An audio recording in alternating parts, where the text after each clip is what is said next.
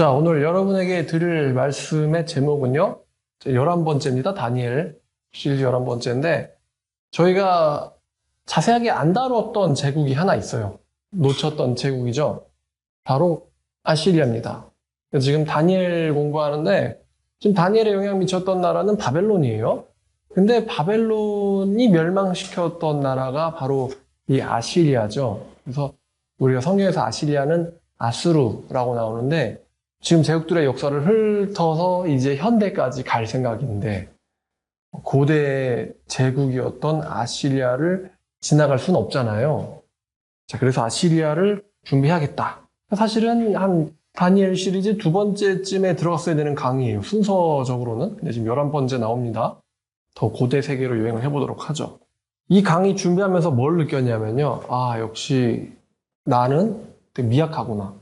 우리 인간이라는 것은 정말 한 경점을 지나가는 존재에 불과하구나라는 걸 느꼈어요. 특히 대한민국이라는 나라랑 비교해 봤을 때 말이죠. 대한민국 건국 역사가 이제 70년 조금 넘었는데 1세기도 안 됐다는 말이죠. 근데 이제 야수르라는 제국의 이야기를 들으시면 좀 황당하실 수 있을 겁니다. 이 아시리아는요, 기원전 25세기부터 기원전 7세기까지 거의 한 1800년 정도를 존속했던 국가입니다. 엄청나죠? 거의 2000년 된 나라예요. 이 아시리아라는 이름은, 아수르란 이름은 원래 티그리스 강의 상류를, 그 지역을 부르는 이름이었어요. 그리고 그 지역에 세워진 도시인 아수르라는 도시에서 유래한 이름이기도 합니다. 이 아수르는 또 사람의 이름이기도 한데, 여러분이 창세기를 보시면요. 자, 창세기 10장인데, 여러분 그 6장에 노아가 나오죠. 노아가 방주를 만듭니다. 그래서 하나님께서 다 쓸어버리겠다.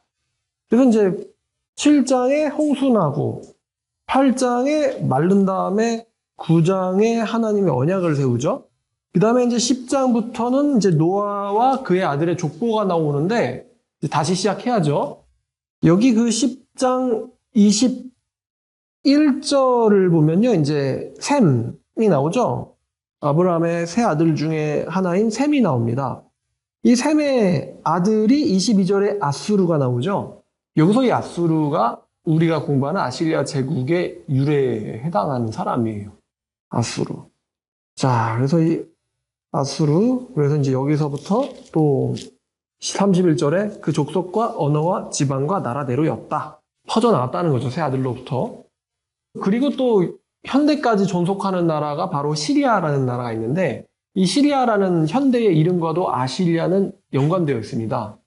이게 그 얘네들이 아카드어를 쓴 것 같아요. 이제 아시리아에서 파생된 게 시리아 같아요. 그런데 원래 이 고대 아시리아는요, 천막을 짓고 살던 부족장이었습니다. 고대 아시리아의 제왕들은요, 천막에서 살았어요. 그러니까 이제 천막 치고 살았던 제왕들이라는 거죠. 왜냐면 2500년 전이니까. 기원전, 지금부터도 아니고 기원전 2500년, 지금부터 거의 한 4500년쯤 됐겠죠. 그때쯤 전에 살았던 사람이니까 뭐 왕이라고 해도 천막에서 살았던 거죠. 자, 이 아시리아라는 제국은 워낙 역사가 길었어요. 기원전 2500년 전부터 기원전 7세기 612년에 멸망당하는데 그때까지 거의 2000년을 존속했던 나라라서 사람들이 아시리아를 고대 아시리아, 그다음에 중기 아시리아, 그다음에 신 아시리아 이렇게 세 개로 나눕니다. 그래서 고대 아시리아가 25세기부터 14세기까지, 기원전 25세기부터 기원전 14세기까지를 고대 아시리아라고 부르고 중기 아시리아를 기원전 14세기부터 기원전 10세기까지를 중기 아시리아라고 부르고 기원전 10세기부터 612년까지를 신 아시리아라고 부릅니다. 그래서 우리가 이제 성경에 나오는 아수르라는 건요, 이 신 아시리아를 가리킵니다. 또 우리들에게 알려져 있는 아시리아라는 제국도 역시 신 아시리아를 가리킵니다. 이 신 아시리아 제국은요, 북부 메소포타미아, 이집트, 아나톨리아 전체를 지배할 정도의 대제국으로 성장했었거든요. 그래서 그 당시에는 당대 지구에서 제일 강력했던 제국이었습니다. 신 아시리아.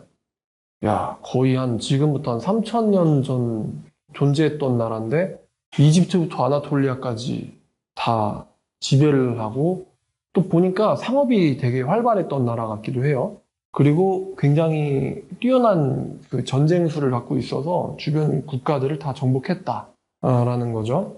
이 아시리아 제국의 통치의 특징이 있는데, 여러분 그 그리스 제국의 통치의 특징이 뭐죠? 그리스랑 페르시아의 통치의 특징.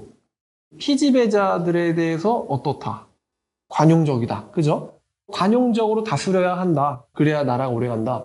이 관용적이라는 교훈을 누구한테 배웠느냐? 바로 이 아시리아한테서 배웠어요.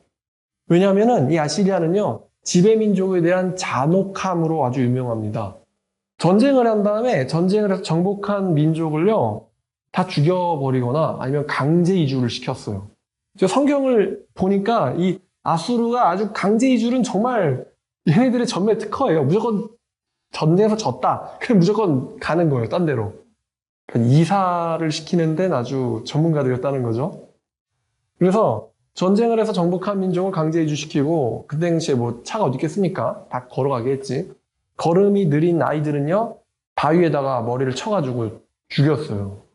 그리고 정복한 국가나 도시의 지도자들을요, 전시를 하는데 어떻게 전시하냐면은 가죽을 벗겨서 산채로 매달아 놓거나, 아니면은 팔이나 다리를 잘라서 전시를 해놓거나, 아니면 지도자들의 머리만 잘라서 해골로 무덤을 쌓아 놓거나, 아니면 말뚝에 박아서 세워놓곤 했어요, 사람을. 그러니까 이제 반항할 만한 그런 거를 완전 잔인하게 다 두려움을 느끼게 하는 거죠. 아수르 왕들에 대해서. 그리고 죽이는 것도 쉽게 그냥 그 정복지에서 죽임당하는 게 아니라 코에 구멍을 뚫어서 쇠사슬로 꿰인 다음에 끌고 가는 거예요. 끌고 가서 다른 지역으로 끌고 간 다음에 처형을 하기도 했어요. 아주 잔인하죠. 저번에도 한번 알렉산더 대왕이 어느 도시에서 사내들 한 2,000명 정도를 십자가형을 시켰다. 라는 말을 전해드린 적이 있는데, 근데 대다수의 이제 사람들은요, 정복당하면 강제 이동을 당했습니다. 강제 이동, 이주 당했어요. 이렇게 잔인했던 나라가 아수르입니다. 이 아수르에서 멸망당한 성경 속에 왕국이 있죠. 바로 이스라엘 왕국이었죠. 이 이스라엘 왕국이 아수르의 살마네셀 5세한테 멸망을 당합니다. 살마네셀 5세. 5세라는 말은 우리들이 붙인 거고, 살마네셀이라고 나와요, 성경에서는. 자, 그럼 지금부터 왕을 중심으로 한번 유명한 왕들을 한번 우리가 같이 나눠봤으면 좋겠어요. 어차피 얘네들은 2500년 전부터의 역사 기록은 거의 없기 때문에 유명한 왕들을 우리가 배워보면서 아수르가 이런 나라였구나라는 것을 느껴보면 좋겠고, 또 성경에 아시리아 제국의 왕들의 이름이 나온다. 신기하잖아요. 자, 일단 처음으로 여러분에게 전해드릴 왕은 바로 디글랏블레셋, 티글라트 필레세르라고 하는 왕입니다. 티글라트 필레세르 3세입니다. 티글라트 필레세르 3세. 이 티글라트 필레세르 3세, 이 사람은요, 성경에서는 불이라는 이름으로 나옵니다. 이 디글라트 필레셋이 아카드 플루의 히브리어로 번역한 게 이 불이에요. 그 파이어가 아니라 고유명사예요. 푸른데 불이 된 거예요, 한국 성경에서는. 그래서 이 티글랏빌레셋 3세가 왜 유명하냐면 이 사람이 전쟁을 잘해가지고 그 당시에 아시리아 제국을 가장 크게 확장시킨 왕이 이 디글랏빌레셋입니다. 그러니까 바벨론의 느부갓네살 같은 사람이에요. 그러니까 고구려의 광개토 대왕 같은 사람이에요, 디글랏빌레셋이. 이 사람이 이스라엘을 치러 왔을 때 이스라엘의 왕이 므나헴이라는 사람입니다. 므나헴이라는 사람이었는데 이 사람이 은 1000달란트를 이 디글랏빌레셋에게 줘가지고 제발 가주세요. 이렇게 해서 이제 돌아가게 했어요. 근데 이제 여러분, 심세네한테 돈 주면은 걔가 그때부터 그만두나? 나쁜 짓을? 아니죠. 이 아람이라는 나라가 있고 또 북이스라엘 나라에 이제 베가라는 왕이 있어요. 아람의 왕의 이름은 르신이거든요. 여러분 이름 기억해두면 나중에 그 예언 설교할 때 한 번쯤은 도움될 거예요. 아람의 르신 왕과 북이스라엘의 베가 왕이요. 우리 반아수르를 결성해서 쟤네들이랑 좀 대적해보자. 쟤네 너무 심하다, 쟤네. 좀 싸워보자. 그래서 이러면서 여기에 이제 남유다를 동참시키려고 했던 거예요. 근데 남유다의 아하스 왕이요. 싫다. 나는 아수르 편에 쓸 거야. 이렇게 얘기를 했더니 르신과 북이스라엘이 남유다를 침공합니다. 재밌죠? 그러니까 일단 너부터 패야겠다. 이렇게 된 거죠. 자, 그래서 이 스토리랑 비슷한 게 여러분 그 7장, 이사야 7장 한번 보죠. 자, 이스라엘 7장의 14절 말씀 여러분 아시죠?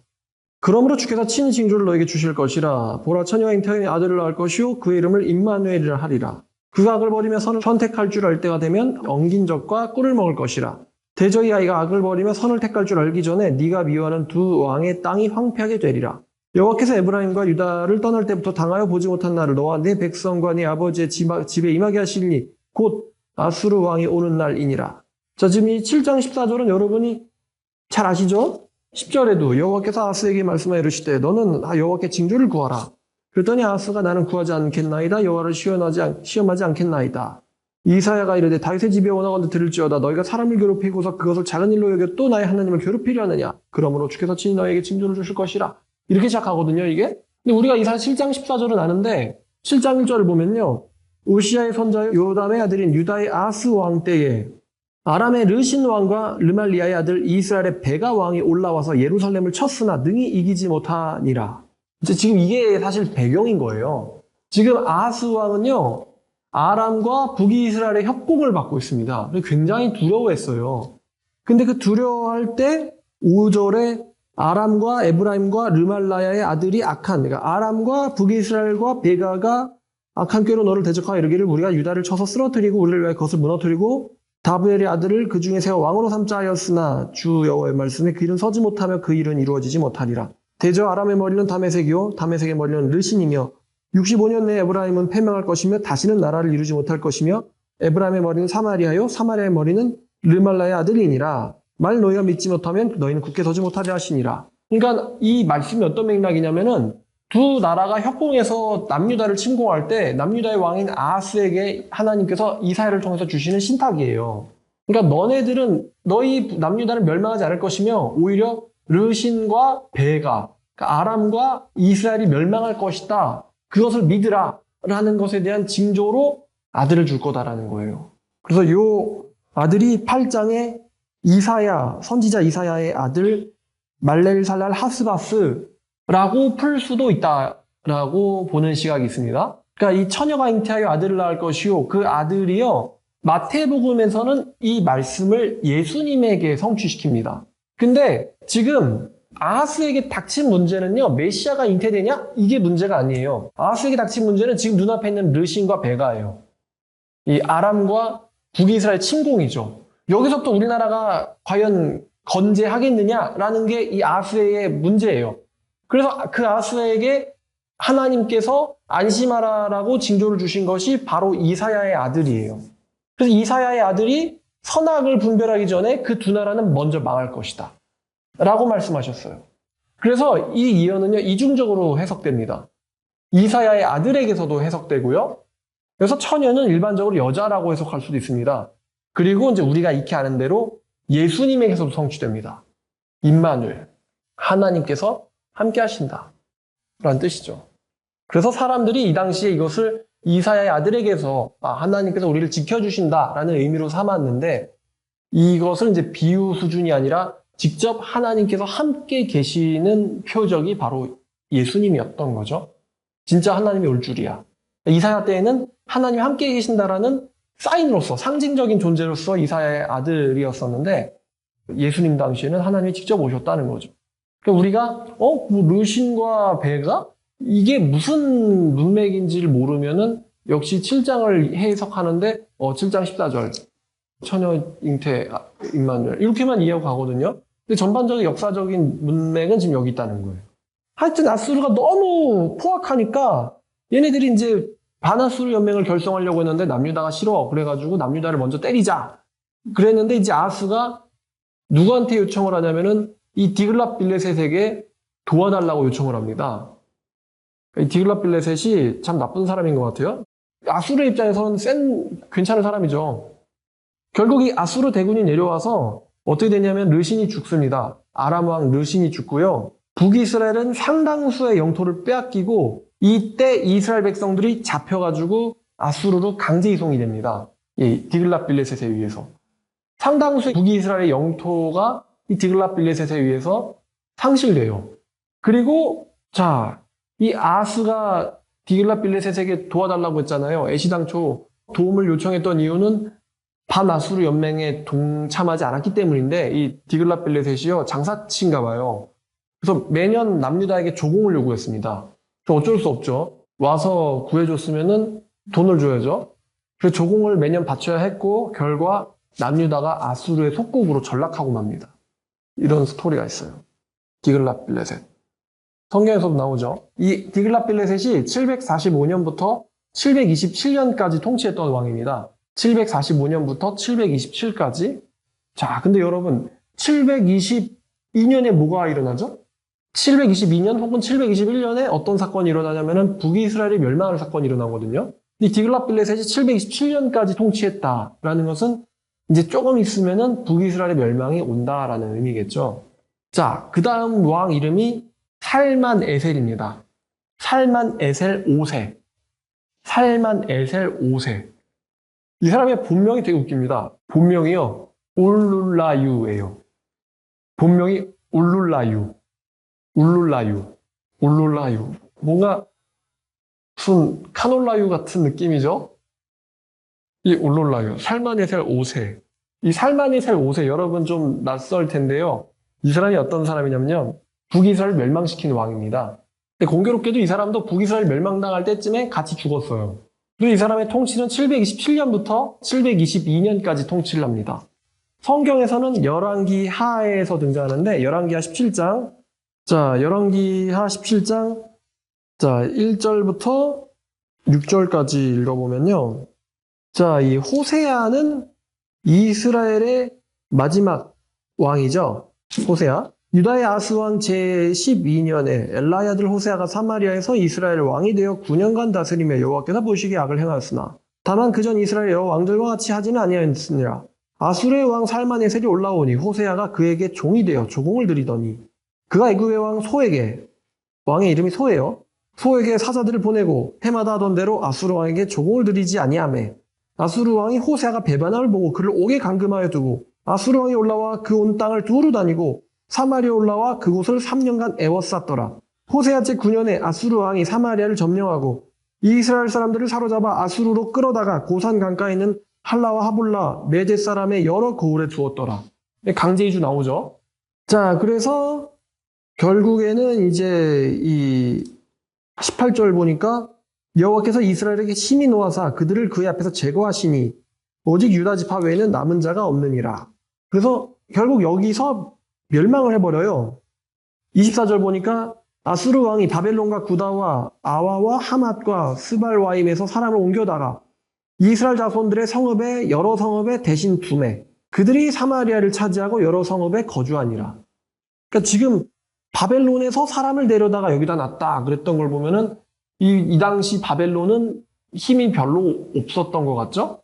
이렇게 된 거예요. 이스라엘 사람들은 잡아다가 다른 도시에다 퍼뜨리고 그 다른 도시에 있던 애들을 다시 또 강제로 잡아다가 사마리아에다가 데려다 놓은 거예요. 재밌죠? 강제로 막 서로 집 바꾸세요. 이런 거거든요. 근데 이게 이 살만에셀 5세 근데 이때 이제 얼마나 웃긴 일이 일어나냐면요. 재밌는 일이 일어납니다. 자, 사마리아를 쳐서 북이스라엘 멸망시킨 사람이 살만에셀 5세인데 그 3절에 살만에셀 이름 나오죠? 자, 근데 이제 코믹한 사건이 일어나는데요. 자, 17장 24절부터 보니까요. 24절부터 33절까지 보니까 자, 아수르 왕이 여기저기서 사람 옮겨다가 이스라엘 자손들이 살던 성읍에다가 뒀어요.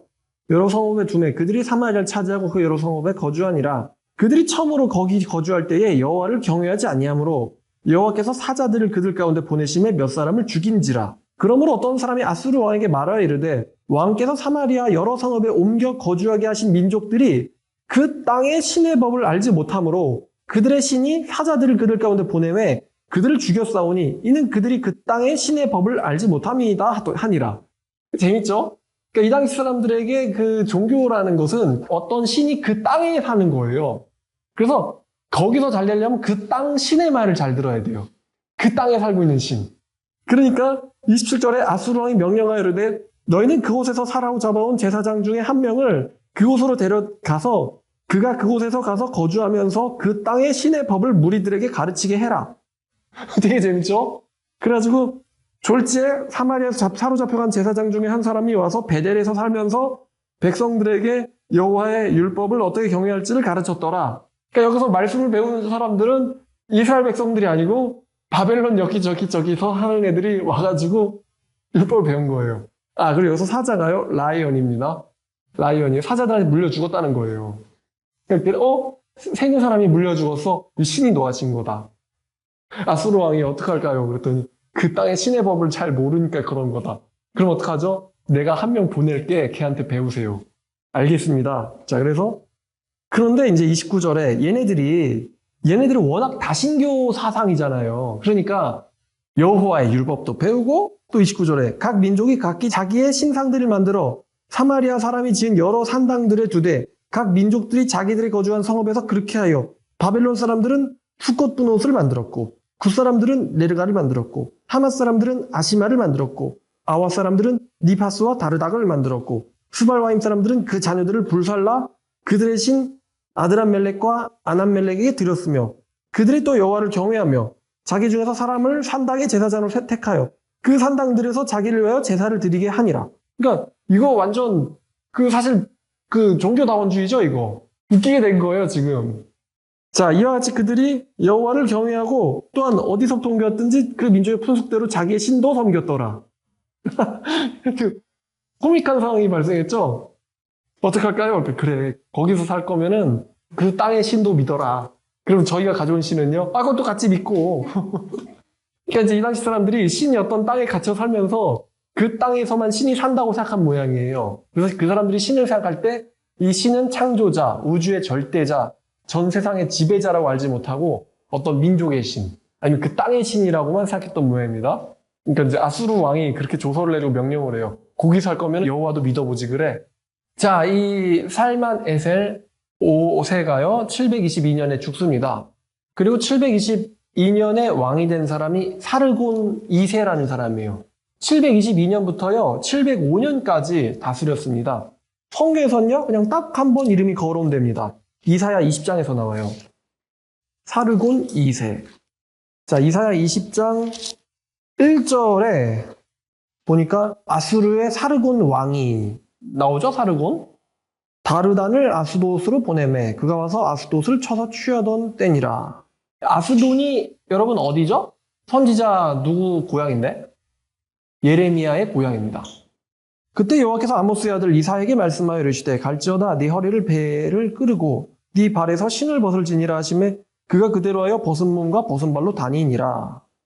자, 또 4절 이와 같이 애굽의 포로와 구스에 사로잡힌 자가 아수르 왕에게 끌려갈 때에 젊은 자나 늙은 자나 다 벌금 몸과 벗은 발로 볼기까지 드러내어 애굽의 수치를 보이리니. 여기도 지금 사르곤이 뭘 했냐면 또 강제 이주를 시켰던 거예요. 사르곤이 또 강제 이주를 시켰다. 이번엔 애굽 사람과 구스 사람이 아수르 왕한테 끌려갔다라고 해요. 벌거벗은 상태로 끌려간다.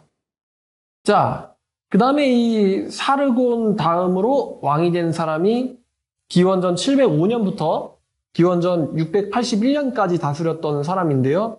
바로 이제 센나케리브인데 성경에서는 산헤립으로 나옵니다. 산헤립은 제가 설교를 했었고 이 양반 이제 자기 선대가 되게 셌잖아요. 그러니까 선대.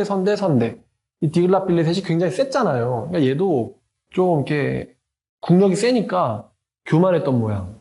그래가지고 예루살렘 공격하면서 입을 털었죠. 그래서 입을 털면 안 되는데 하나님 앞에서. 그래서 너네들을 내 손에서 구해낼 신이 어딨냐? 그 여호와를 믿고 담대하자라고 말하는 그딴 거짓말에 속지 마라 라고 입을 털었다가 다음날 전염병 돌아가지고 18만 5천 명이 죽었어요. 그래가지고 남유다 사람은 한 명도 못 죽이고 군사들을 다 잃어버렸잖아요. 그래가지고 이제 집으로 가서 니느웨로 가서요 정신승리 하려고 바로 신전을 찾았는데 이 유다 공격했다 패배한 뒤 헤리바 신전에서 장군들 2명한테 살해를 당했습니다. 뭐? 18만 5천 명을 끌고 나갔다가 한 명도 못 죽이고 왔다고? 그러니까 이제 뭐 저딴 왕이 있어 이러면서 죽여버렸어요. 가서 여호와를 섬겨야지, 회개를 해야지 왜 자기 신전에 들어가냐고. 그죠? 그래서 경배하다 죽었습니다. 자, 이 사네립의 아들이 누구냐면 에사르하돈. 사네립의 아들이 에사르하돈이라는 사람인데 성경에서는 에스라에서 한번 나옵니다. 에스라 4장. 4장 2절입니다. 자, 이제 여러분 이거 스토리 이제 아시죠? 이 에스라 스토리 아시잖아요. 자, 이제 성전 건축을 하려고 하는데 4장 1절. 이제 시대가 바뀌었어요. 지금은 이제 페르시아 시대입니다. 사로잡혔던 자들의 자손이 1절 이스라엘의 하나님 여호와의 성전을 건축한다함을 듣고 유다와 베냐민의 대적들이 듣고 수르바벨과 족장들에게 나와 이르되 우리도 같이 건축하게 해라. 이거 저번에 읽었죠? 우리도 너희와 같이 너희의 하나님을 찾노라. 아수르 왕 에살핫돈이 우리를 이리로 오게 한 날부터 우리가 하나님께 제사를 드리노라 하니 수르바벨이 이야기하길 우리 성전에는 너네 왕은 상관할 게 없느니라. 우리는 고레스가 명령대로 홀로 건축하리라. 이제 여기서 뭐가 나오냐면 이 에살핫돈, 이 네 글자로 나오죠, 성경에서는. 에살핫돈이 또 자기들을 강제 이주시켰다 이거예요. 그러니까 얘네들은, 이 아수르 애들은요, 꼭 정복한 다음에는 이사를 안 시키면은 몸이 근질근질한 모양이죠. 타민족들이 꼭 그 얘기를 합니다. 우리도 이사당했어. 우리가 이사당한 뒤부터 하나님을 섬겼단 말이지 같이 성전 건축하게 해줘. 여기서 이제 에살핫돈이 나오는데 이 에살핫돈은 이제 이 당시에는 과거 사람이죠. 왜냐하면 고레스 왕 당시에는 아수르가 아니라 지금 바벨론도 멸망했단 말이에요. 아수르를 멸망시킨 바벨론도 멸망시킨 게 바로 고레스인데 페르시아에. 근데 얘네들이 에살핫돈이라는 이름을 언급하는 걸 보면은 강제이주에 대한 굉장한 이 한이 서렸나 봐요. 100년 전 이야기 기억하고 있어요. 자, 그 다음에 이제 에살핫돈의 아들이자 어리석었던 사네립 왕의 손자가 아슈르바니팔입니다. 아슈르바니팔. 아슈르바니팔인데 이 아슈르바니팔이 성경에서는 오스납발이라는 이름으로 딱 한 번 나와요. 오스납발. 하여튼 아슈르바니팔인데 세간 이름은요. 자, 이 사람은 669년부터 627년까지 다스렸습니다. 669년부터 627년까지. 이 아슈르바니팔이 이제 신아시리아 제국에서 거의 마지막으로 강했던 왕입니다.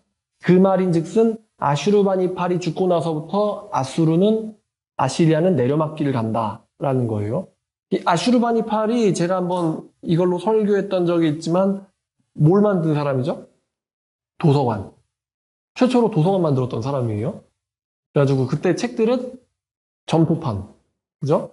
그래서 뭐 사람들이 내용을 뒤져봤는데 뭐 그 중에는 뭐 와이프가 나를 못 살게 군다라는 편지도 있고요. 그 다음에 뭐 빛 독촉 좀 그만해라 라는 뭐 편지도 있고요. 말이 편지지 흙덩어리입니다. 참 그 당시 사람들도 오늘날 사람들의 삶과 별로 그렇게 크게 다르진 않았던 모양이에요. 자, 이 아슈르바니팔, 이 사람이 어떤 일이 있었냐면은 이제 이 사람은 669년부터 627년까지 다스렸기 때문에 이 당시에는 이제 북이스라엘이 있었어요, 없었어요? 이제 없어졌죠. 이제 관계가 어떻게 되냐면은 남유다와의 갈등을 일으키거든요, 이 아수르가. 아까 말씀드린 대로 아수르가 남유다를 지배를 하기 시작하죠. 거의 식민지로 만들어버렸는데, 자, 이 말을 또 안 들으니까 이 유다의 14대 왕이 므낫세예요. 므낫세. 이 므낫세를 침공합니다. 그래서 이 므낫세를 침공해서 이 므낫세가 원래는 성질이 더러운 왕이었어요. 그리고 하나님 말도 안 듣고 되게 이렇게 우상숭배했던 왕인데, 자, 역대하 33장을 보시면요. 이게 또 좀 재밌는 일이 나옵니다. 자, 역대하 33장. 33장 1절부터 쭉 보면 좋을 것 같아요. 자, 므낫세가 왕위에 오를 때의 나이가 12세라.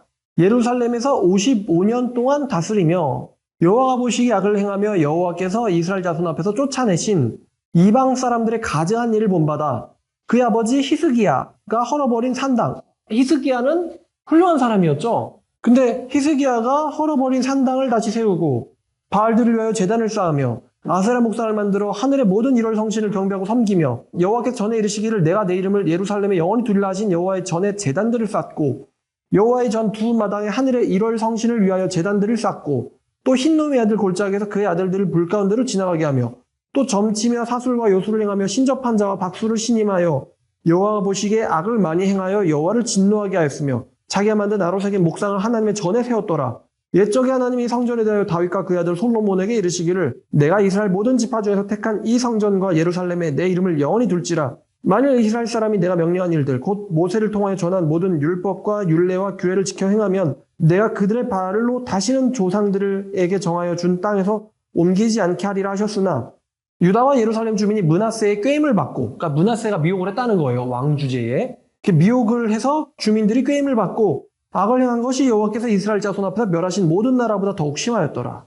되게 심각하게 타락했다는 거예요. 자, 그래서 10절 여호와께서 므낫세와 그의 백성에게 이르셨으나 그들이 듣지 아니하므로 여호와께서 아수르의 왕의 군대 지휘관들이 와서 치게 하시매. 여기서 아수르 왕이요? 이름은 안 나오지만 이 사람이 아슈르바니팔이에요. 치게 하시매 그들의 군대 지휘관들이 와서 므낫세를 사로잡아 쇠사슬로 결박하여 바벨론을 끌고 간지라. 그러니까 이제 여러분, 예루살렘에서 바벨론까지가 엄청 멀겠죠? 근데 거기를 그냥 걸어가는 것도 아니고 뭐에 묶여서 가요? 그죠? 노수로 만든 쇠사슬에 묶여간다. 그러면 기분 좋겠어요? 안 좋겠어요? 안 좋겠죠?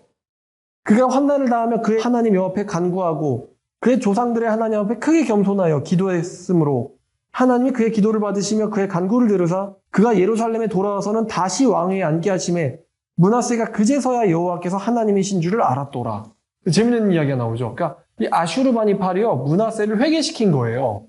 자, 그래서 그 후에 다윗 성 왕 기온 서쪽 골짜기 안에서 외성을 쌓되 어기까지 이르러 오벨을 둘러 매우 높이 쌓고 또 유다 모든 견고한 성읍에 군대 지휘관을 두며 이방신들과 여호와의 전에 우상을 제거하며 여호와의 전을 건축한 사내와 예루살렘 쌓은 모든 제단들을 다 성 밖에 던지고 여호와의 제단을 보수하고 화목제와 감사제를 그 제단 위에 드리고 유다를 명령하여 이스라엘 하나님 여호와를 섬기라 하매 백성들이 그의 하나님 여호와께만 제사를 드렸으나 아직도 산당에서 제사를 드렸더라.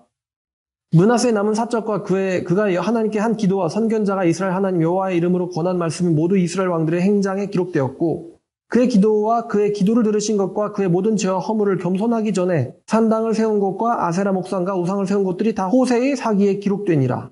자, 재밌는 왕이죠? 그러니까 이제 한번 끌려갔다 오더니만 정신을 차린 거예요. 그리고 자기가 만든 우상들을 다 제거했습니다. 성 밖에 던지고 화목제와 감사제를 드리고 여호와만 섬기라. 이렇게 했어요. 근데 이 므낫세의 회개에는요, 역대하에만 나오고 열왕기상에서는 므낫세는 그냥 나쁜 사람으로만 기록됩니다. 그러니까 이제 성경의 모순이 아니라 어떤 사람의 전체 일생에서 성경은 어떤 특징을 부각시키고 싶어 해요. 열왕기상하에는 그 열왕기상하의 저자의 관점이 포함되어 있는 것이고, 이 역다하에서는 역대하의 저자의 관점이 포함되어 있어요.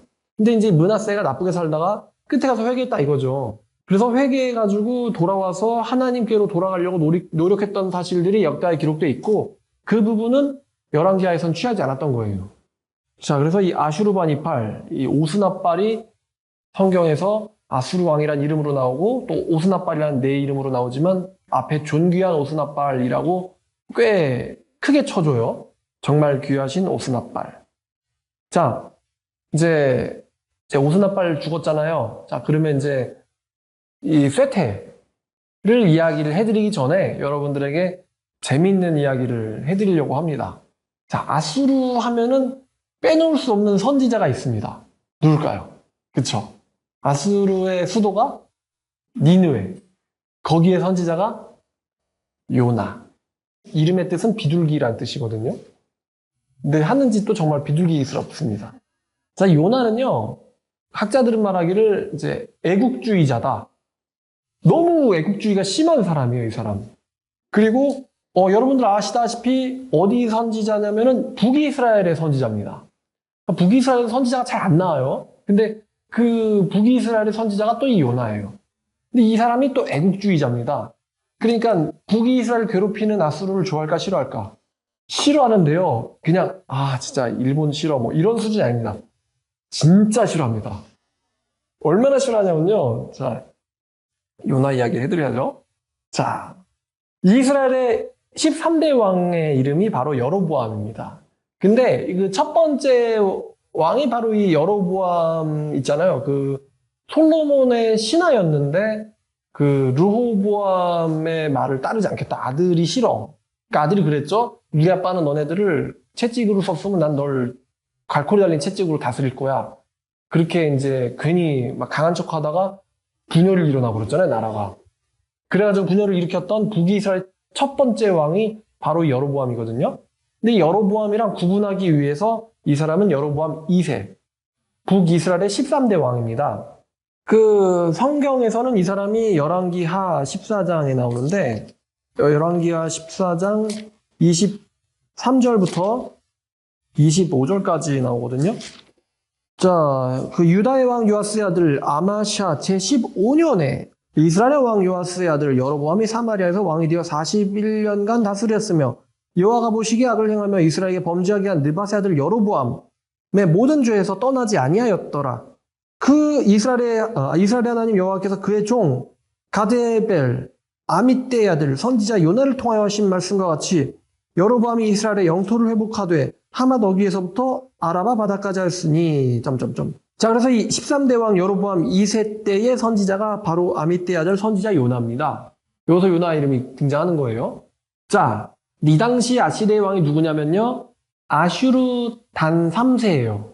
자, 이 당시 아시리아는요, 아람이랑 아까 그 르신의 아람이랑 우라르투랑 군사적 충돌이 있었습니다. 이 당시 아시리아가 군사적 갈등이 있었고 주변 국가와 아시리아가, 또 아시리아라는 제국 내에 반란도 있었어요. 심지어는 765년 기원전 765년에는 전염병들도 창궐하기 시작했습니다. 그러니까 군사적 충돌이 일어나, 또 나라 내 반란이 일어나, 또 전염병도 돌아. 그러면 여러분이 그 제국의 왕이라면은 걱정되겠어요? 안 되겠어요? 되겠죠? 이때 또 어떤 게 있었냐면은 일식이 있었습니다. 일식. 그것도 일식 중에서도 굉장히 긴 축에 속하는 5분간이나 일식이 일어났었어요. 얼마나 이게 일식이 전철식인데 5분 동안 해가 안 보이는 거예요. 대낮에. 여러분, 지금이야 해, 달, 지구 이렇게 생각하지만 이거 평소에 볼 수 있어요? 없어요? 없죠. 근데 갑자기 하늘의 태양이 까매져. 여러분 알다시피 태양이라는 건 고대에서는 신이었거든요. 근데 태양이 빛을 안 내. 까매져. 대낮에 캄캄해졌어요. 그러면 지금 이제 765년이잖아. 그러니까 763년이었거든요. 일식이 일어난 때가.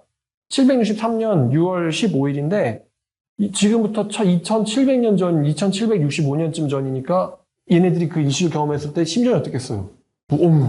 그죠? 군사적 갈등, 전염병, 반란, 거기다 일식까지. 완전 그 충격 그 자체죠. 왕도 봤을 거 아니에요.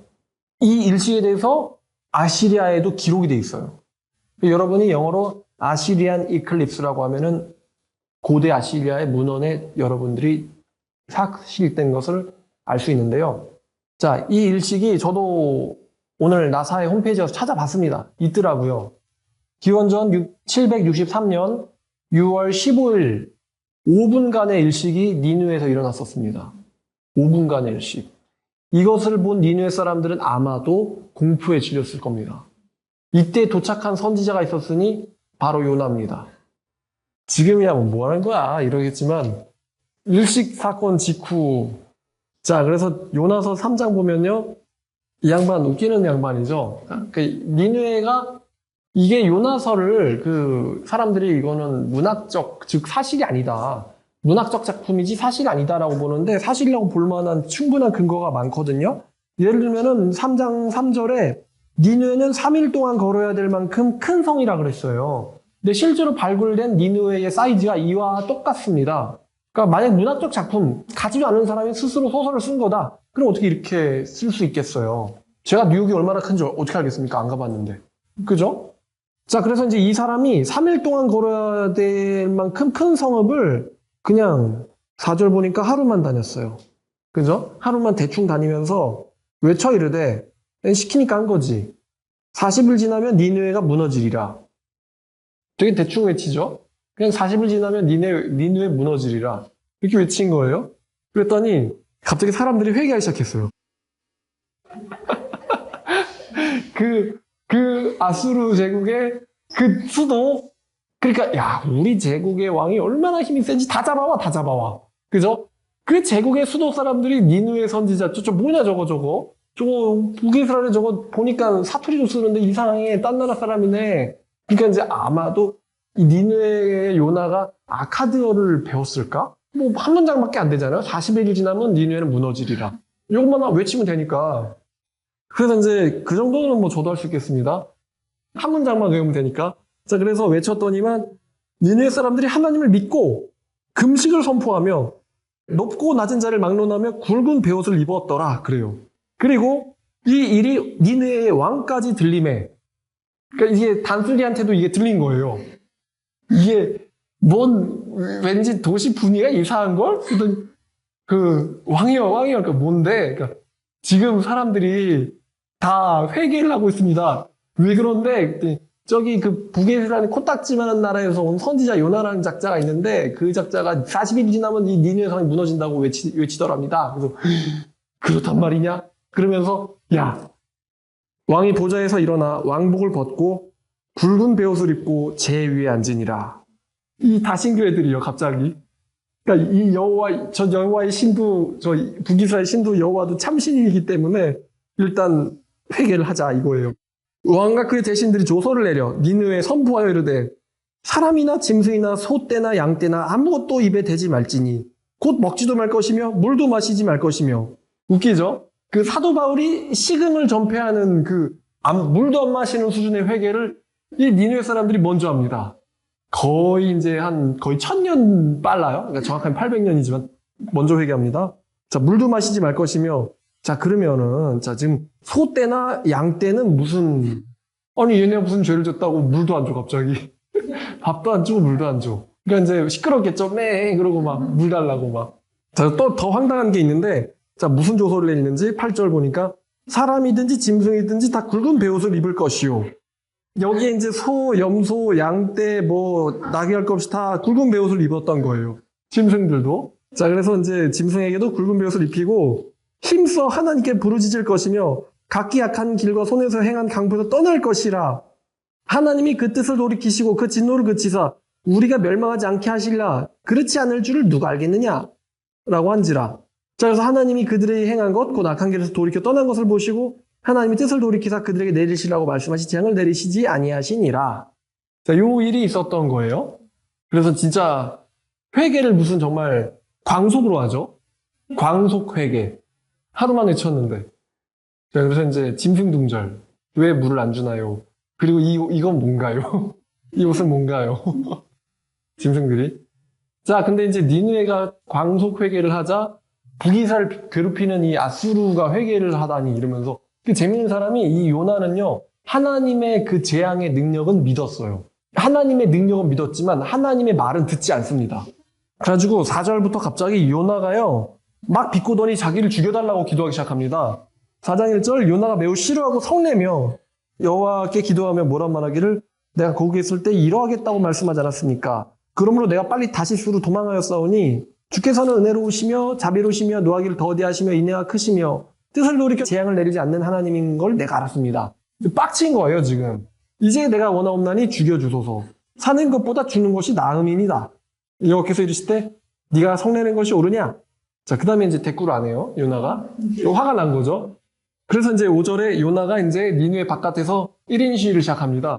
요나가 성읍에서 나가서 성읍 동쪽에 앉아 거기서 자기를 위하여 초막을 짓고 그 성읍에 무슨 일이 일어나는지를 보려고 그 그늘 아래 앉았더라. 이제 1인 시위 시작한 거예요. 근데 여호와 하나님께 문제가 있었으니 바로 이제 니느웨를 회개했는데 이렇게 냅두면 요나가 말라 죽게 생긴 거예요. 빨리 요나를 이제 집으로 보내야죠, 북이스라엘로. 자, 그래서 박넝쿨을 예비하사 요나를 가리게 하셨으니 그의 머리를 위하여 그늘이 지게 하여 그의 괴로움을 면하게 하려 하심이었더라. 요나가 박넝쿨로 말미암아 크게 기뻐하였더니 하나님이 벌레를 예비하사 이튿날 새벽에 그 박넝쿨을 갉아먹게 하시니 시드니라. 해가 뜰 때에 하나님이 뜨거운 통풍을 예비하셨고 해가 요나의 머리에 쪼임에 요나가 혼미하여 스스로 죽기를 구하며 이르되 사는 것보다 죽는 것이 나으니이다 하니라. 빨리 집에 가지 그래. 하나님이 요나에게 이르시되 네가 이 박넝쿨로 말미암아 성내는 것이 어찌 옳으냐 하시니 그가 대답하되 내가 성내어 죽기까지 할지라도 옳으니이다. 여호와께서 이르시되 네가 수고도 아니었고 재배도 아니었고 하룻밤에 났다가 하룻밤에 말라버린 이 박넝쿨을 아꼈거든 하물며 이 큰 성읍 니느웨는 좌우를 분별하지 못하는 자가 12만 명이요 가축도 많이 있나니 내가 어찌 아끼지 아니하겠느냐 하시니라. 이렇게 하고 끝납니다. 그러니까 열린 결말이죠. 끝나버리니까. 근데 다만 요나서가 남아있다는 것을 보면은 요나가 이제 이은씨 그만두고 집에 간 것 같아요. 그래서 이런 일이 있었지 하면서 책을 써가지고 퍼뜨린 것 같습니다. 그러니까 이 요나서의 주제가 이방인에 대한 하나님의 관용과 사랑이죠. 거기에 대조해서 이 선지자는 이 신자의 대표인데 이 신자들은 되게 완악한데 이 하나님은 이방인에게도 열려있는 거예요. 또 아이러니하게도 이 나쁜 놈들이라고 생각했던 아수르가 광속으로 회개를 하죠. 그 참 이게 정말 아이러니한 거예요, 정말로. 이거 봐라. 내가 그 회개할 줄 알았다니까요. 그러니까. 자, 그래서 이제 자, 근데 1장으로 가면요. 1장 1절부터 16절까지 보면 여호와의 말씀이 아미떼 아들 요나에게 임하니라 이르시되 자, 이 1장의 주제는 하나님께로부터 도망쳐입니다. 너는 일어나 저 큰 성읍 니느웨로 가서 그것을 향하여 외치라. 그 악독이 내 앞에 상달되었음이니라 하시니라. 그러나 요나가 여호와의 얼굴을 피하려고 일어나 다시스로 도망하려 하여 욥바로 내려갔더니 그 참 대단해요. 하나님의 능력은 믿되 하나님의 말은 안 듣습니다. 자, 여러분 제가요 지역을 찾아봤거든요. 여기가 북이스라엘이에요. 북이스라엘인데 그러면 이제 니느웨는 어디냐? 니느웨는 여기쯤이에요. 그러니까 꽤 멀죠. 여긴 북이스라엘, 여기는 니느웨예요. 꽤 멀죠. 그럼 여러분 다시스는 어딘지 아세요? 다시스는 어디냐면은 스페인 쪽에 있는 항구예요. 저 끝에, 그러니까 자기가 아는 한 가장 멀리 튀려고 한 거예요.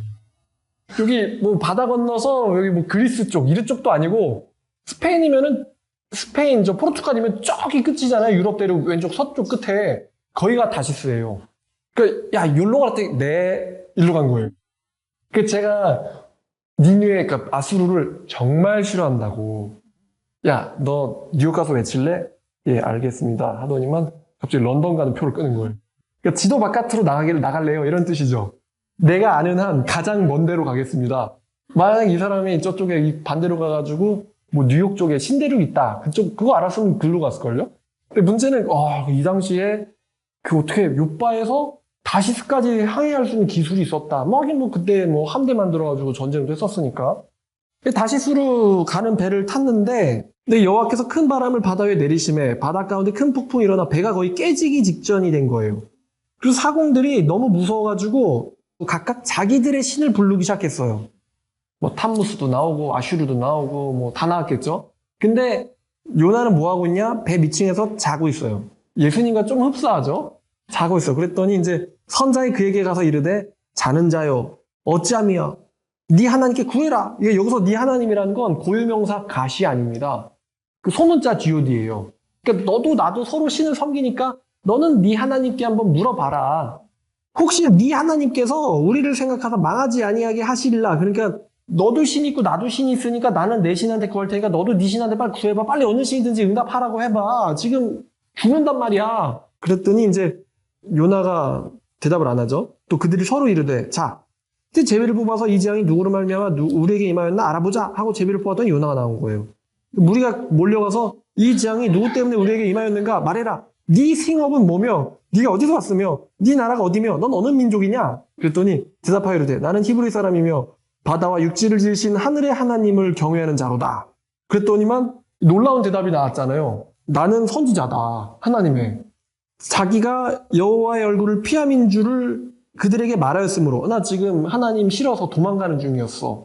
무리가 알고 심히 또 두려워하며 이르되 네가 어찌하여 그렇게 우리에게 행하였느냐? 바다가 점점 흉흉한지라 무리가 그에게 이르되 우리가 어떻게 하여 바다가 우리를 위하여 잔잔하겠느냐 하니 요나가 대답하되 솔직한 사람이에요. 나를 들어 바다에 던져라. 그리하면 바다가 너희를 위하여 잔잔하리라. 너희가 이 큰 폭풍을 만난 것이 나 때문인 줄을 너희가 아노라 하니라. 자, 그런데 이제 사람들이 얼마나 착해요. 바로 던지는 게 아니라 어떻게든 힘써 노를 저어서 배를 육지에 돌리려고 했는데 바다 그들을 향하여 더더 흉흉함으로 능히 못한지라. 그러자 이제 이 사람들이 착한 사람들이 할 수 없이 무리가 이렇게 부르짖어 여호와여 구하고 오니 이 사람의 생명 때문에 우리를 죽이지 마옵소서. 무지한 피를 우리에게 돌리지 마옵소서. 주 여호와여 주의 뜻대로 행하심이다 하고 요나를 들어 바다에 던지매 바다가 뛰노는 것이 곧 그친지라. 잠잠하게 달라서 잠잠하게 줬더니 또 이 사람들이 여호와를 크게 두려워했다고 합니다. 이래도 무서워하고 저래도 무서워해요. 여호와께 제물을 드리고 서원을 하였더라. 그러니까 지금 여기서 이 다시스루가는 선원과 선장과, 그러니까 선원들과 선장이 개종을 한 거예요. 유대교로. 그죠? 배에서도 개종하고. 요나는 지금 이 사람 삐딱하잖아요. 사장 가서 죽여달라. 그죠? 그래서 지금 하나님께서는 이 요나의 사건을 통해서 그 요나를 태운 그 죄 없던 그 선원과 선장들도 구원시키시고 또 니느웨의 단 3세도 회개시키시고 그 니느웨에 살던 사람들도 회개시키셨어요. 근데 이 사람들의 회개가 참된 회개였기 때문에 예수님께서도 심판 때에 니느웨 사람들이 일어나 정죄할 거라고 말씀하셨습니다. 왜냐하면 그들이 요나의 말을 듣고는 회개했다라고 말해요. 짐승에까지 베옷을 입힐 정도로 참된 회개를 했다. 그러나 너희들은 메시아를 보고도 회개하지 않는구나 라고 예수님께서 책망을 하십니다. 자, 그리고 요나마저도 회개를 합니다. 그러니까 요나서라는 것이 남은 거죠. 자, 이 단 3세, 이 아수르의 왕인 단 3세의 그 다음 왕이 단 3세의 동생인 아수르 니라리 5세, 니라리 5세고요. 이 니라리 5세 때 반란 일으키고 왕이 된 사람이 디글랏빌레셋 3세입니다. 대충 흐름이 나오죠. 그래서 단 3세의 그 다음이 디글랏빌레셋이라는 거예요. 그 디글랏빌레셋의 그 다음 왕이 살마네셀, 울룰라유라는 사람이고 울룰라유 다음 사람이 사르곤, 그 다음 사람이 사네립, 그 다음 사람이 에살핫돈, 그 다음 사람이 아슈르바니팔. 이 아슈르바니팔 사후로 이제 급격하게 아시리아는 내려막길을 걷기 시작합니다. 자, 그래 이 위치에 있었다는 거예요. 요나의 스토리가. 그러니까 이제 이 디글랏빌레셋 같은 경우 굉장히 광대한 영토를 차지했다고 했잖아요. 아마도 자기 선대의 왕인 단 3세가 진정으로 회개한 거, 니느웨 사람들과 단 3세가 진정으로 회개한 거에 대한 이제 여러분 영이 잘 되면 육도 잘 되기 마련이잖아요. 그 영향을 받지 않았나.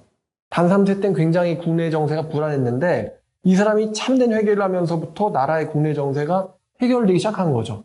그래서 그 다음 왕 때는 아주 광대한 제국을 건설할 수 있었고 그 건설 때문에 이제 하나님께 반항하던 북이스라엘이 전쟁에서 지게 되고 또 그 다음 왕 때 북이스라엘 멸망하게 되고 남유다가 그들로부터 구원을 받고 뭐 이런 스토리가 쭉 흘러져 나오는 거예요. 그러니까 하나님이 아수르라는 나라를 참 재밌게 쓰십니다. 어떻게 보면 이 아수르가 바벨론의 느부갓네살 왕과 굉장히 흡사해요. 굉장히 포악한데 회개는 또 재밌게 하죠. 쓰임받기도 되게 재밌게 쓰임받습니다. 자, 이제 쇠퇴에 대해서 설명을 드려야겠네요. 자, 기원전 627년 아슈르 바니팔의 사후 아시리아는 내전으로 기울어지기 시작합니다. 내전이 일어나가지고요. 아수르의 가신들이 여기저기서 반역을 일으켰어요. 그 아슈르 바니팔의 다음 왕이 아슈르 바니팔의 아들인 아슈르 에틀 이라니였습니다. 아슈르 에틀 이라니가 풀네임이에요. 아슈르 에틀 이라니. 이 이라니가 3년 통치한 뒤에요. 신슈르 리시르라는 왕이 그 다음 왕을 하는데 이 신슈르 리시르가요. 아슈르 에틀 이라니를 쫓아내고는 왕이 됩니다. 근데 겨우 1년밖에 왕 노릇을 못하고요. 그 신슈르 리시르를 폐위시킨 왕이 아슈르 바니팔의 아들인 신샤르 이시쿤이에요. 신샤르 이시쿤인데요. 이 신샤르 이시쿤이 바벨론의 공식 문헌에서 기록된 아시리아 왕조의 마지막 왕입니다.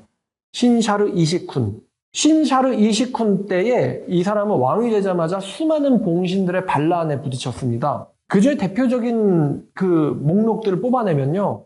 갈대아인들, 바벨론인들, 메데인들, 페르시아인들, 스키타이인들, 사르가티아인들, 키메리아인들의 반란에 부딪혔어요.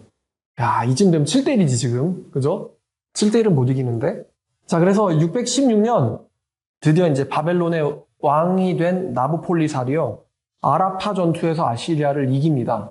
그리고 수많은 아시리아의 죄수들과 또 말과 병거들을 노획합니다. 이러면 이제 전세가 기울어진 거죠. 그 다음 해인 615년에는 메대의 왕, 여러분에게 한번 들으셨기 때문에 귀에 익숙할 텐데 키악사레스 왕이 아시리아를 물리치고 아라파를 점령합니다. 둘이 이제 바벨론과 메대가 연합을 한 거예요. 바벨론과 메대가 연합을 해서 저 포악한 아수르를 없애버리자. 저 메대 왕이 지속적으로 아수르를 공격했고요. 아수르는 원래 얘네들의 고대 수도였잖아요. 아수르에서도 이겼어요. 그리고 메데 페르시아, 바벨론 갈대아 왕국, 스키타이, 키메리아인들이 연합해서 아수르를 공격했고요. 드디어 612년 바벨론 메대 연합군은 아수르의 수도 니느웨를 포위했습니다. 신아시리아의 제국인 마지막 왕 신샤르 29는요. 니느웨 길거리에서 침공자들과 싸우다 죽었어요. 그러니까 제대로 장례도 못 치렀다 이거예요. 그리고 여러분들 아시다시피 다 무너지고 그 바벨론의 왕과 메대 왕이 의도적인 홍수를 일으켜가지고 이 니느웨를 수장시킵니다. 그래서 고고학자 레이어드가 1800년대에 발견할 때까지 아무도 못 찾았던 거죠. 3일길이나 걸어야 될 만큼 큰 성읍인 니느웨가 이렇게 멸망을 당합니다. 자, 그래서 공식적인 왕은 이 신샤르 29이 공식적인 왕인데요. 이 신샤르 29의 아마도 장군이라고 생각되는 아슈르 우발릿 2세가요. 아시리아의 왕을 자처하면서 하란이 어디죠? 아브람이랑 연관되어 있던 곳이죠. 이 하란에 수도를 세웁니다. 그래서 원래 공식적으로는 612년에 멸망인데 도망갔다는 거예요, 하란으로. 근데 지금 보면 여러분 그 주요 도시들을 다 뺏기고 심지어 수도마저도 뺏겼어요. 그러면 이제 이길 수 있다 없다. 이제 못 이기는 거예요. 하란에서 3년을 버팁니다. 그래서 612년, 11년, 12년, 10년, 609년에 드디어 바벨론 메대 동맹군이 하란으로 쳐들어와서 609년에 아시리아 왕국은 끝내 멸망당하고 맙니다. 그 학자들마다 612년이 멸망으로 보는 학자도 있고 609년을 멸망으로 보는 학자도 있어요. 기원전 2500년 전부터 존속했던 아시리아 대제국이 612년 혹은 609년에 세계에서 사라지게 됩니다. 이 아시리아의 수도인 니느웨가 어디 근처냐면은 이라크의 모술이라고 말씀드렸어요. 그러니까 여러분 이라크인들이 되게 지금 우습게 보이잖아요. 자기 나라도 하나 못 꾸리고는 내전 뭐 이렇게 보이지만 한때 얘네들로 세계를 제패했던 민족입니다. 이라크인들. 자, 마지막으로 이제 성경 두 군데만 읽겠습니다. 첫 번째 읽을 때는요, 나훔서예요. 나훔서는 이제 요나서랑은 정반대예요. 요나서가 니느웨의 회개와 부흥을 암시한 성경이라면 나훔서는 1장 1절부터 니느웨에 대한 경고, 곧 엘고스 사람 나홈의 묵시의 글이라. 니느웨에 대한 경고래잖아요. 니느웨에 대한 멸망에 대한 내용입니다. 나훔서 1장부터 3장까지 전체가 니느웨에 대한 멸망을 얘기하고 있습니다. 이렇게 우리가 봤을 때는 뭐 이렇게 나훔 뭐야? 이렇게 생각하는데요. 이 당시 사람들한테 아시리아라는 거는 엄청난 영향력을 가진 대제국이었기 때문에 시간적으로도 또 크기에 있어서도 규모에 있어서도 잔악성에 있어서도 아시리아는 완전 탑 오브 탑이었어요. 그렇기 때문에 그 당시 사람들의 시야에서는 이 나훔서라는 것은 굉장한 이야기입니다. 바로 아시리아의 멸망을 예고하기 때문에 우리 입장에서는 미국의 멸망을 예언하는 것과 비슷해요. 뭐 그것보다 더 크겠죠. 미국보다 더 큰 대제국을 건설했던 나라니까. 그래서 크다는 건 땅의 크기가 크다는 게 아니라 민족들을 지배했던 그 영향력에 있어서 크다는 것입니다. 자, 2장 1절부터 10절까지 보면요. 파괴하는 자가 너를 치러 올라왔나니 너는 산성을 지키며 길을 파수하며 허리를 견고히 묶고 내 힘을 크게 굳게 할지어다. 여호와께서 야곱의 영광을 회복하시되 이스라엘의 영광 같게 하시나니 이는 약탈 자들이 약탈하였고 또 그들의 포도나무 가지 없이 하였음이라. 그의 용사들의 방패는 붉고 그의 무사들의 옷도 붉으며 그 항오를 벌인 날의 병거의 새가 번쩍이고 노성나무 창이 요동하는도다. 그 병거가 미친 듯이 거리를 달리며 대로에서 이리저리 빨리 다니니 그 모양이 횃불 같고 빠르기가 번개 같도다. 그가 그의 존귀한 자들을 생각해내니 그들이 엎드려질 듯이 달려서 급히 성에 이르러 막을 것을 준비하도다. 강들의 수문이 열리고 왕궁이 소멸되며 정한 대로 왕후가 벌거벗은 몸으로 끌려가니 그 모든 시녀들이 가슴을 치며 비둘기같이 슬피우는도다. 니느웨는 예로부터 물이 모인 곳 같더니 이제는 모두 도망하니 서라 서라 하나 돌아보는 자가 없도다. 은을 노력하랴 금을 노력하라. 저 죽한 것이 무한하고 아름다운 기구가 풍부함이니라. 니느웨가 공허하였고 황폐하였도다. 주민이 낙담하며 그 무릎이 서로 부딪히며 모든 허리가 아프게 되며 모든 낯이 빛을 잃도다. 아주 생생하게 니느웨의 멸망을 이야기하고 있죠. 번개처럼 달려서 정복할 거다. 금을 노력하라. 은을 노력하라. 들리잖아요, 귀에. 또 3장 1절부터 7절까지 화 있을 찐저 피의 성이여 그 안에는 거짓이 가득하고 포악이 가득하여 탈취가 떠나지 아니하는도다. 휙휙하는 채찍 소리, 윙윙하는 병거 바퀴 소리, 뛰는 말, 달리는 병거, 충돌하는 기병, 번쩍이는 칼, 번개 같은 창, 죽임당한 자의 때, 죽음의 큰 무더기, 무수한 시체요. 사람이 그 시체에 걸려 넘어지니 그러니까 도망도 시체 때문에 못 간다는 거예요. 이는 마술에 능숙한 미모의 음녀가 많은 음행을 함이라. 그래서 음녀는 니느웨를 얘기하는 거죠. 그의 음행으로 여러 나라를 미혹하고 그의 마술로 여러 족속을 미혹하느니라. 보라 내가 네게 말하노니 만군의 여호와의 말씀에 네 치마를 걷어올려 네 얼굴에 이르게 하고 네 벌거벗은 것을 나라들에게 보이며 네 부끄러운 것을 민족에 보일 것이요. 내가 또 가증하고 더러운 것들을 내 위에 던져 능욕하며 너를 구경거리가 되게 하리니 그때에 너를 보는 자가 다 네게서 도망하며 이르기를 니느웨가 황폐하였도다. 누가 그것을 위하여 애곡하며 내가 너를 어디서 너를 위로할 자를 구하리오 하리라. 참 신랄하죠? 그 병거 소리나 무기가 움직이는 소리들을 이렇게 잘 재밌게 묘사하고 있습니다. 자, 마지막으로 이제 스바냐. 자, 스바냐 잘 안 보는 성경인데요. 자, 1절 보니까 아몬의 아들 유다의 왕 요시야 시대에 스바냐에게만 여호와의 말씀이라. 스바냐는 이스라엘 선손이요 아마랴의 증손이요 그달의 손자요 구시의 아들이었더라. 자, 2절에 여호와의 날이 이릅니다. 여호와께서 이르시되 내가 땅에서 모든 것을 진멸하리라. 내가 사람과 짐승을 진멸하고 공중의 새와 바다의 고기가 거치는 것과 악인들을 아울러 진멸할 것이니라. 내가 사람들을 땅에서 멸절하리니 나 여호와의 말이니라. 내가 유다와 예루살렘의 모든 주민들을 위해 손을 펴서 남아있는 바알을 그곳에서 멸절하며 그 말임이란 이름과 그 제사장들을 아울러 멸절하며 또 지붕에서 하늘의 무별에게 맹세하는 경배하는 자들과 경배하며 여호와께 맹세하면서 밀감을 가리켜 맹세하는 자들과 또 여호와를 배반하고 찾지도 아니하고 구하지도 아니한 자들을 멸절하리라. 굉장한 무서운 멸망의 날이죠. 이게 이스라엘에 온다라고 하는데 스바냐가 지금 예언하고 있는 것은 이스라엘의 멸망뿐만 아니라 2장 13절 보니까요. 자, 12절도 무섭네요. 구수 사람들아 너희도 내 칼에 죽임을 당하리라. 13절 여호와가 북쪽을 향하여 손을 펴서 아수르를 멸하며 니느웨를 황폐케 하게 하며 사막같이 메마르게 하리니 각종 짐승이 그 가운데 때로 누울 것이요 당아와 고슴도치가 그 기둥 꼭대기에 깃들이고 그것들이 창에서 울 것이며 문턱이 적막하리니 백향목으로 지은 것이 벗겨졌음이라. 그 큰 성읍 니느웨가 짐승들이 사는 폐허가 될 것이다. 부엉이와 고슴도치와 그런 새들이 기둥 꼭대기에 깃들 것이고 창에서 올 것이며 문턱은 적막하게 될 것이다. 이는 기쁜 성이라. 염려 없이 거주하며 마음속에 이르기를 나만 있고 나 외에는 다른 이가 없다 하더니 어찌 이와 같이 황폐하며 들짐승이 엎드릴 곳이 되었는고. 지나가는 자마다 비웃으며 손을 흔들리로.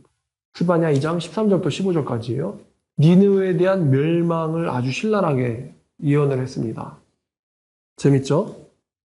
그러니까 이제 요시야 시대니까 아직 니느웨에게 멸망이 왔을 때는 아니죠. 니느웨의 멸망은 바벨론에 의해서 일어나거든요. 그 바벨론에 의해서 니느웨가 멸망당하고 그 다음에 그 바벨론에 의해서 유다가 멸망당하기 때문에 586년에 기원전. 그러니까 니느웨의 멸망은 이 당시 유다 사람들한테 엄청난 충격이었을 거예요. 자기들에게도 엄청난 영향력을 행사하던 아시리아라는 대제국, 그 대제국의 수도인 니느웨가 멸망당할 것이다. 그 니느웨뿐만 아니라 예루살렘의 너희 주민들도 전부 다 멸망당할 것이다. 이게 느껴지죠? 등 말하지 않지만 바벨론의 느부갓네살에 의해서 또 나보폴라사르에 의해서 시행되죠. 이 예언이. 다 멸망할 것이다. 그래서 2장 3절 여호와의 기례를 지키는 세상의 모든 겸손한 자들아 너희는 여호와를 찾으며 공의와 겸손을 구하라. 너희가 혹시 여호와의 분노의 날에 숨김을 얻으리라. 그러니까 회개하라라는 메시지 들어있죠. 스바냐 자체는 엄청나게 무서운 예언서예요. 내가 땅 위에서 모든 것들을 멸절하리라. 여호와를 찾지도 아니하는 자들과 구하지도 아니한 자들을 멸절시키리라. 1장 6절. 이 여호와의 날, 이게 신약 성경에서 주 예수의 날로 대체됩니다. 그럼 주 예수의 날은 언제일까요? 예수께서 재림하실 날입니다. 요한계시록 19장에 나타나 있고 마태복음 24장 30절에도 나타나 있죠. 예수의 재림의 날이 이 여호와의 큰 분노와 진노의 날입니다. 그럼 우리가 이 성경을 읽을 때 이 성경을 제국이라는 주제를 가지고 보면은 지금 우리들은 여태까지 제국의 지배들을 당해왔다는 거예요. 애굽 제국의 지배, 아시리아의 지배, 바벨론의 지배, 그 다음에 페르시아의 지배, 그 다음에 그리스의 지배, 그 다음엔 그 유명한 로마 제국의 지배. 그러나 그 모든 왕들이 다 진짜 왕은 아니었다. 누가 우리의 진정한 왕이냐? 그게 나사렛 예수의 십자가에 죄명이 쓰인 명패, 나사렛 예수 유대인의 왕이다. 그죠? 유대인의 왕.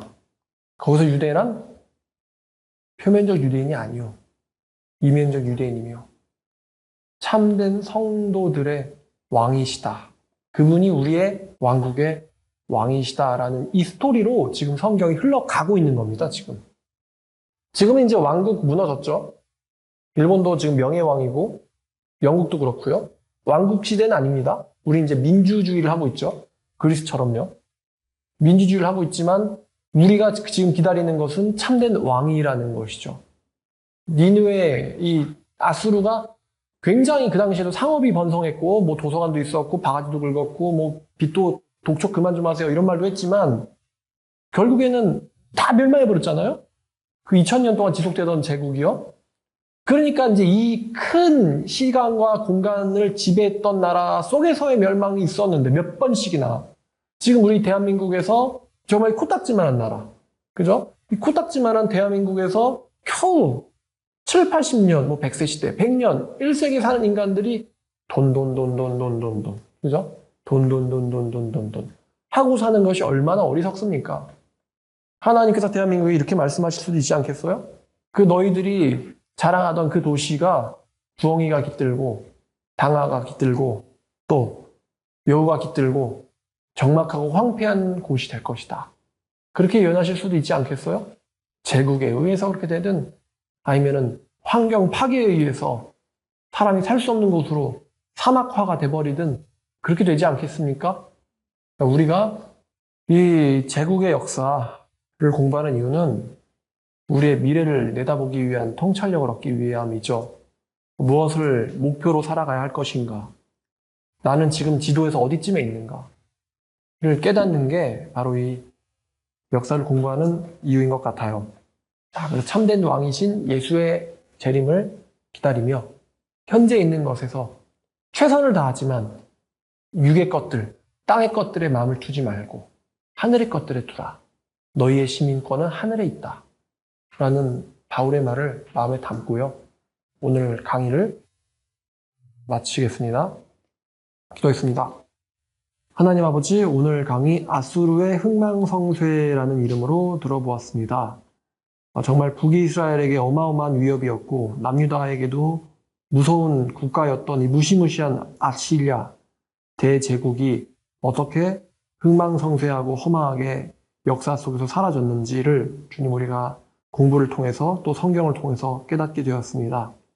또 이 모든 것을 예언하시고 또 세상의 진정한 주인이 누구이신가라는 것에 대해서 오늘 성경과 역사를 통하여 깨닫게 해주심에 주님 감사드립니다. 아버지, 우리가 모든 것을 지배하시는 분은 하나님이심을 깨닫고 하나님 앞에서 겸비하고 겸손하게 만들어주시며 주님 앞에서 작은 도구로서 쓰임받는 것에서 기쁨을 느낄 수 있는 그런 자들 될 수 있도록 도와주시옵소서. 또 사람을 무서워하지 않게 하시며 또 세상의 권세와 권력 앞에 주눅들지 않게 하시며 그 아수르의 왕 단 3세 앞에서 외쳤던 요나 선지자 같이 하나님의 말씀을 담대하게 들고 나갈 수 있도록 주여 도와주시옵소서.